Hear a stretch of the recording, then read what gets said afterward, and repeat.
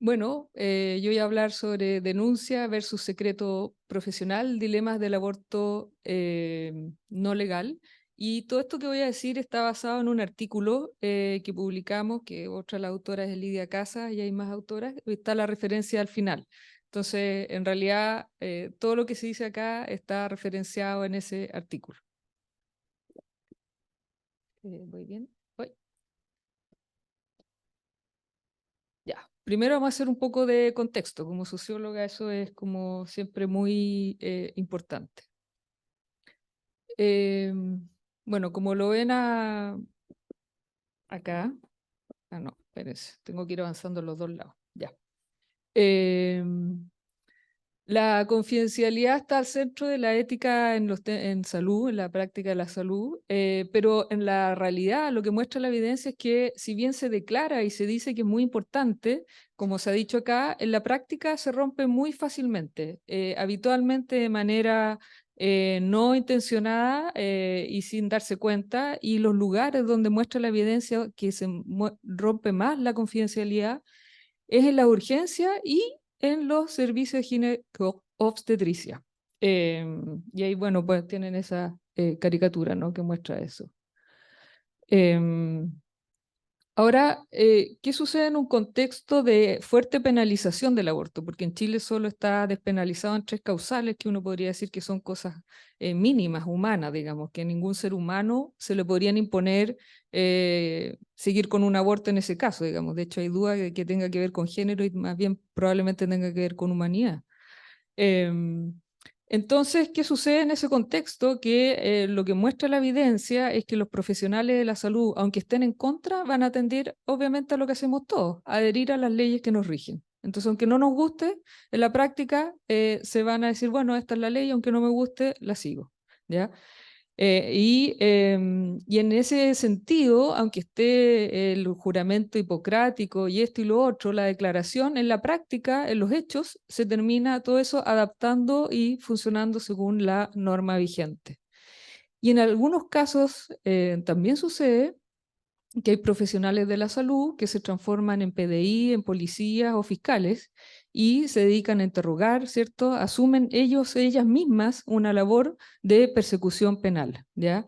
Y ahí están esos casos, ¿cierto? De que están esposadas o que son interrogadas en las circunstancias que decía precisamente Marcela en la presentación anterior.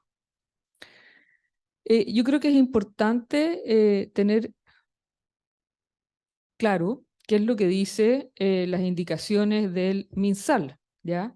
Y ahí es bien claro que dice que no corresponde extraer confesiones a las mujeres que requieren atención médica como resultado de un aborto, sobre todo cuando dicha confesión se solicita como condición para la prestación de salud requerida. O sea, yo no puedo condicionar dar la atención de salud a que la persona confiese algo, ¿cierto? Más aún, como mostró Marcela en la presentación anterior, el sistema judicial en general rechaza usar cualquier, si yo hago una declaración que a mí me va a incriminar, que va a terminar yendo en contra mía, eso es que en general el sistema judicial no lo debiera aceptar. Eso dice que no lo... Entonces, eh, porque uno denuncia para denunciar a alguien que hizo un mal, pero uno no denuncia para generarse a sí mismo un propio daño. No sé si se entiende. ¿Ya? Em, entonces la atención médica debe ser incondicional y cualquier confesión en el contexto escrito es completamente ilegal. ¿Ya? Y además se vulnera el secreto profesional, ¿ya? Que es clave en esto es una palabra fundamental, relación de confidencialidad médico-paciente, pero ahí hay una relación y eso es bien importante y se olvida. Vamos a aclarar un poco qué pasa con el marco legal, ¿cierto? Aquí ya lo nombró algo Marcela. Entonces, por un lado, tenemos el Código de Procedimiento Penal, que efectivamente establece la obligación de denunciar para profesionales de la salud. También tenemos el estatuto administrativo, que también dice que los funcionarios públicos tienen que denunciar hechos que revistan de carácter de delito. ¿Y cuál es la sanción? Si yo no denuncio, son una multa de 1 a 4 UTM para quien no denuncie. Ese es el castigo que establece la legislación actual en Chile, que siempre hay como una duda de qué es lo que me va a suceder. Bueno, eso es. Por otro lado, el Código de Procedimiento Penal, junto con decirme que yo tengo que estoy obligado a denunciar, me dice que si yo soy profesional de la salud, tengo la facultad de abstenerme de declarar por razones de secreto profesional. Lo mismo el estatuto administrativo, de manera muy similar. Si bien obliga a denunciar delitos, también me dice que yo tengo que guardar secretos los asuntos que revistan carácter reservado. Y se asume que si acá hay un secreto profesional, es algo que reviste carácter reservado. Y si yo rompo la confidencialidad, mi pena es de reclusión menor, es cárcel. Esto es un poco contraintuitivo, ¿no? Porque siempre pensamos que si yo no denuncio, me van a caer las penas del infierno. Pero lo que dice en realidad el cuerpo jurídico es que si yo no mantengo la confidencialidad, es mucho más grave. Entonces ya algo nos está diciendo la norma bien sustantivo, pero que en la práctica no pareciera que no existiera. De esta parte de la norma nadie pareciera acordarse. Yo soy socióloga, así que puedo decir esto que a veces es más incómodo decirlo desde adentro, ¿ya? Esto que voy a mostrar acá. Y que es que los médicos y el personal de salud, no solo los médicos, sino también las matronas y los matrones, son los principales denunciantes, son las principales fuentes, proveedores de denuncias de abortos no legales. Alguna cifra, perdón. em, ah, me pasé. Aquí. Estas son encuestas de opinión. Entonces, en una encuesta representativa de médicos en El Salvador, el 56% declaraba sí haber denunciado. En el Perú, un 44% de médicos ginecobstetras. Y en Chile no es una encuesta sobre casos judiciales, en realidad. Se analizaron una cantidad significativa de casos judiciales y en el 42% de esos casos había denunciado un profesional de la salud. ¿Ya?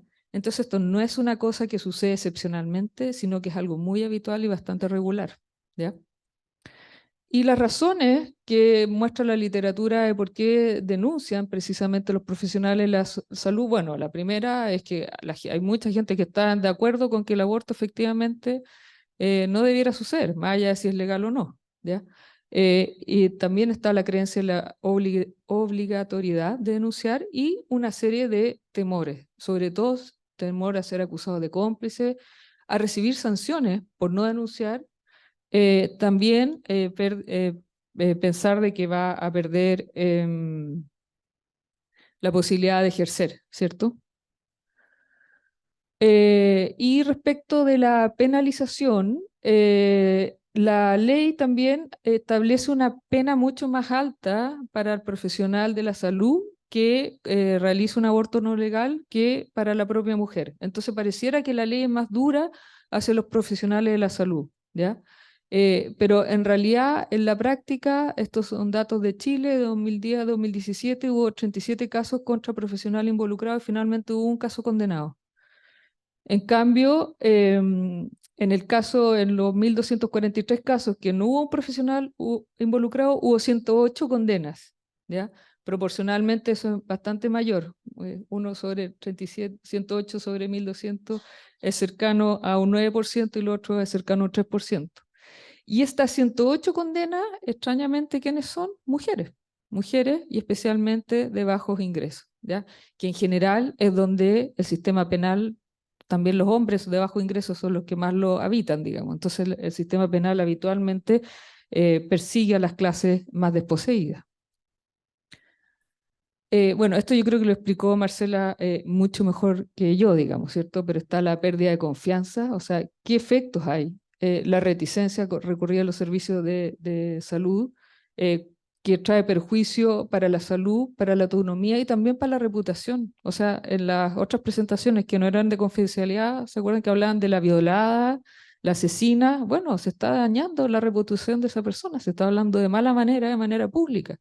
Ninguno de nosotros quisiera que se hablara así de nosotros en público, ¿no? Eh, Entregar la información de salud y también hay que decir que no es solo a una persona individual. Si una persona por ejemplo, que se atiende en el Hospital San José, tiene esa experiencia, evidentemente lo va a contar en su familia, lo va a contar a sus amistades, lo va a contar en su comunidad. Entonces la comunidad ya sabe cómo se trata en ese hospital. Entonces todo ese grupo de mujeres o potenciales usuarios tampoco va a ir. Entonces se amplifica y se multiplica el daño generado. Pero hay más elementos de contexto. Hay que entender un poco qué ha pasado con el sistema de educación y con el sistema de salud. Bajo la dictadura, como todos sabemos, se promovieron las universidades privadas, pero nunca hay que olvidarse que al menos durante la dictadura, ¿quién era el que daba el visto bueno final? Era el Ministerio del Interior. Entonces, evidentemente quiere decir que las universidades privadas que se aprobaron bajo dictadura tenían que ser afines a la dictadura, o sea, básicamente con una ideología más bien de derecha y conservadora. Y, por supuesto, ahí también entraban las universidades confesionales, ¿ya? Los estudios sobre perfil de la matrícula muestran que en general las universidades confesionales tienden a, eh, tienen una matrícula que es de estudiantes más bien de clase media alta, más bien de derecha y más bien religioso, que son básicamente las características esenciales de la élite chilena, la élite económica y política. ¿Y qué pasa con la salud? También es importante recordarlo. Ya hay que ver estas estructuras sociales cómo están funcionando. La salud se crea, también se favorece la salud privada, entonces en la práctica bajo la dictadura se crea un sistema dual de salud. La salud privada hoy día estas cifras son del 2019, pero no han cambiado sustantivamente, a cerca del 14% de la población, pero concentran el 52% de los médicos. O sea, 52% de los médicos y médicas trabajan solo en el sistema privado de salud y concentran el 62% de horas médicas, ¿ya? Y bueno, por supuesto, una población que es saludable, más bien masculina, etcétera, etcétera. Y en cambio, la salud pública concentra el 78% de la población. Entonces, ahora le voy a contar un poco más del estudio. Lo que nosotros hicimos fue dos cosas. Hicimos una encuesta en línea a estudiantes de las carreras de medicina y obstetricia y entrevistamos a docentes de las mismas carreras. Consideramos, habiendo visto este contexto, nos pareció que era importante que tenían que haber universidades estatales y privadas, laicas y confesionales, y el estudio se realizó solo en la región metropolitana.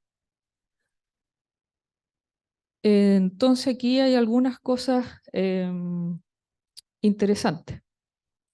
Yo destaqué con este rectángulo rojo las preguntas referidas a confidencialidad. Entonces acá en realidad lo que nos está mostrando es que hay un alto consenso a nivel de estudiantes de la importancia de la confidencialidad, ¿cierto? O sea, casi un 80% dice que si una mujer se hizo un aborto no legal, yo estoy obligado a mantener la confidencialidad.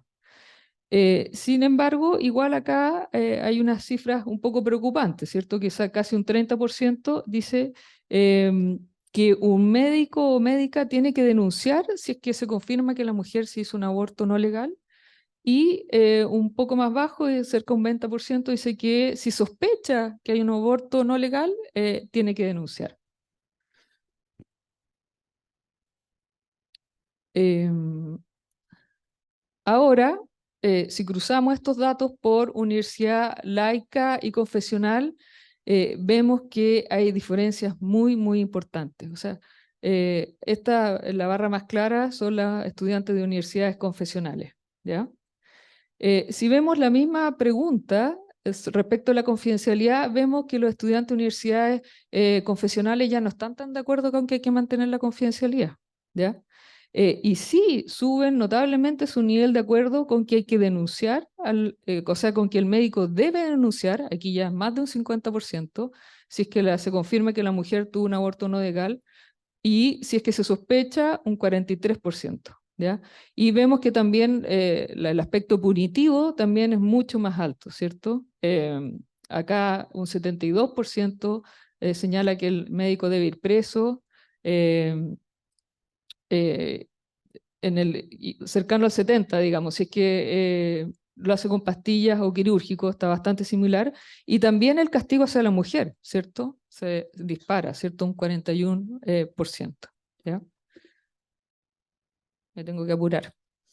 Eh, ah, ¿Qué quería decir? El análisis multivariado, que no lo quise mostrar acá porque era una tabla muy grande, dice que los estudiantes que son de derecha o centro derecha tienen una probabilidad 3 veces más alta de denunciar a una mujer que se confirma o sospecha que tuvo un aborto no legal. Y también de enviar a la cárcel a un profesional de salud que hace un aborto, ya sea quirúrgico o con pastillas. 3 veces más probabilidades.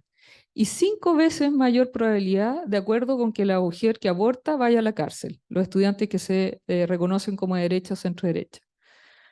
Y quienes se reconocen como religiosos, o sea, es que van al servicio religioso una vez a la semana, em, tienen casi 5 veces más probabilidades de estar de acuerdo con enviar a la cárcel al profesional de salud que practica un aborto, ya sea quirúrgico o con pastillas, y son 3 veces más proclives a enviar a una mujer que aborta a la cárcel, ¿ya? Y por el contrario, quienes asisten a las universidades laicas, como muestran acá, son mucho menos punitivos, tanto hacia las mujeres como hacia el profesional médico, y también mucho más proclives a mantener la confidencialidad. El estudio cualitativo, y me voy apurando porque ya corre el tiempo. Bueno, acuérdense que el sistema es bien dual y que nosotros vimos del sistema de salud es que existía esta percepción de que donde había que denunciar era en el sistema de salud pública, ¿ya? Estos son extractos textuales, ¿cierto? La ley te exige denunciar, ¿ya? Si no, puedes perder tu licencia. Y en el hospital público no corre secreto profesional. Eso es bien notable, así. Y en cambio, en el sistema privado no estás obligado a llamar a la policía, ¿ya?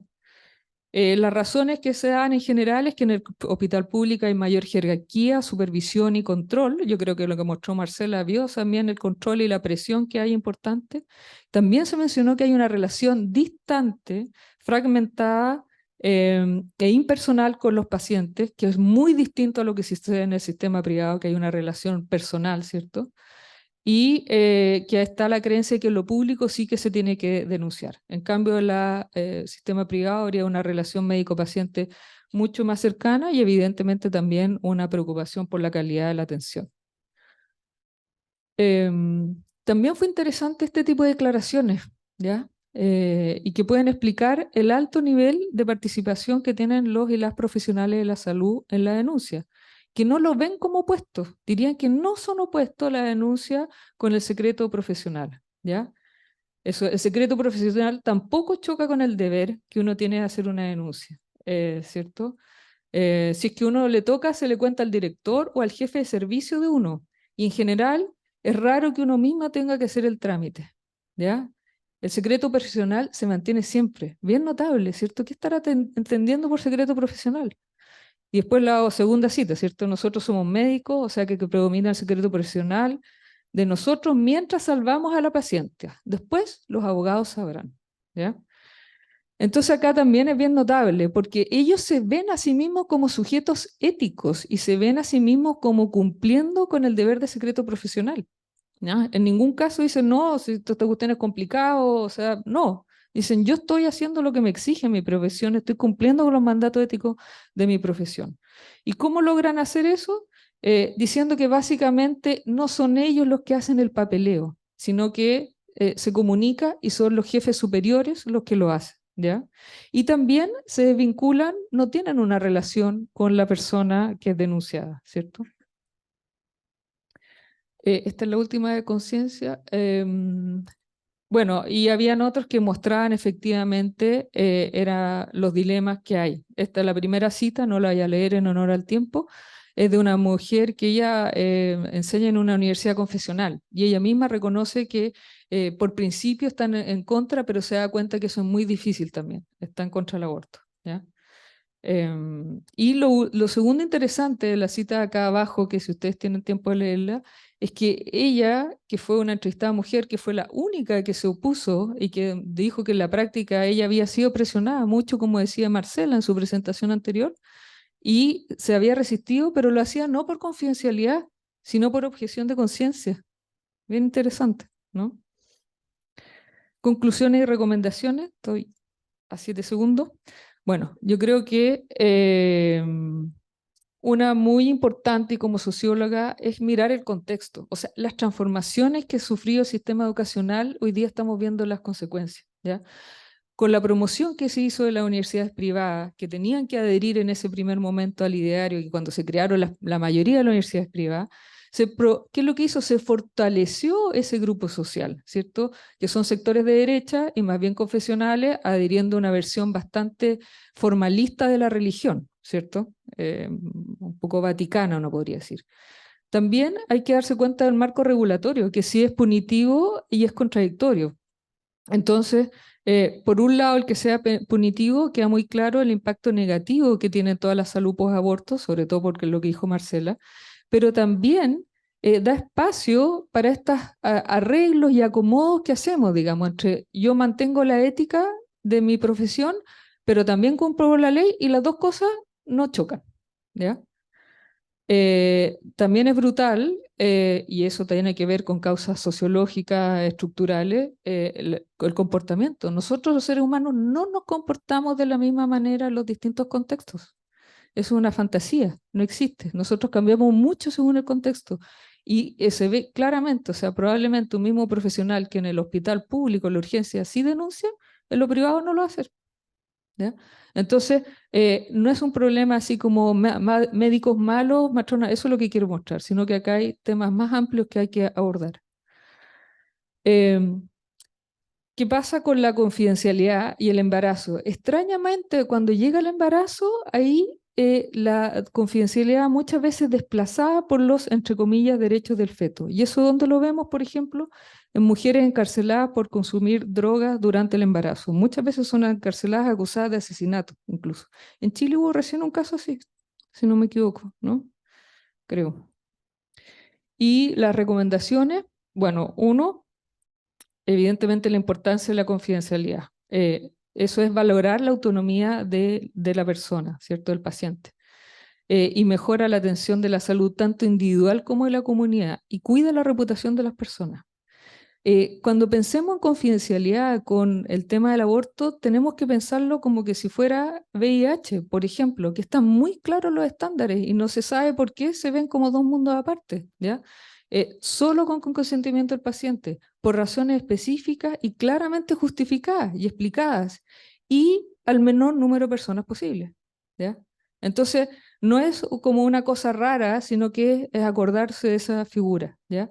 Y con esto cierro, la formación ética en derechos humanos, porque en el fondo lo que todo esto evidencia es que no hay herramientas hoy día en la formación, tanto en medicina como en obstetricia, de contar con herramientas éticas y prácticas para proteger la confidencialidad de manera consistente. O sea, que haya una misma manera de actuar en lo público y en lo privado, y además para resolver todos estos casos que efectivamente muchas veces son muy difíciles. Eso. Muchas gracias.